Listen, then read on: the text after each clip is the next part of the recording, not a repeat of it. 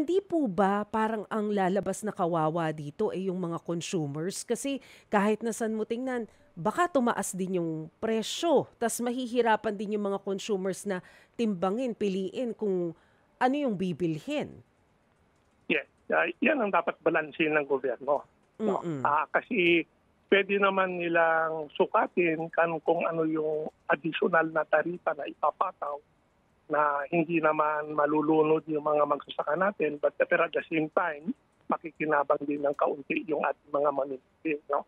Mm. So, hanap sila ng balanse. No? Pero wag nilang sasabihin na ay maganda itong ginawa ni ni Trump dahil makakabili tayo ng murang pagkain. No? Mura nga, pansamantala, habang nandyan yung tariff. Pero habang ginagawa natin yan, pinapatay natin yung mga magsasaka natin. Anong gagawin natin pagkatapos ibalik ni Trump yung mga tariff na normal? Di back to zero tayo at yung mga farmers natin, walang nangyari.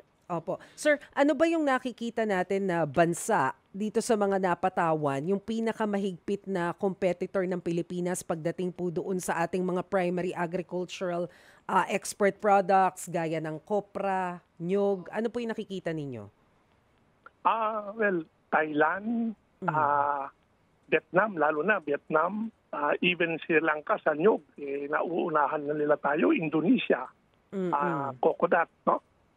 So sila, mas mataas yung taripa na tinataw ng Amerika sa kanila. Kaya yun na nga sinasabi, lamang tayo, no? Pero marami silang pwedeng gawin eh. Pwede silang makipag-deal kay Trump. Sabihin nila, Mr. Trump, ibalik mo yung taripa namin at papapasukin namin lahat ng import mo sa Indonesia o Sri Lanka. O pag pumayag si Trump, mababalik sila sa zero tariff. Tayo mananatili sa 17. So, talo na tayo, no? Pwede rin nilang isubsidize yung mga exports nila. No? Benta nila ng mas mura para kahit patawan ng taripa sa Amerika, lalabas, hindi nagmahal.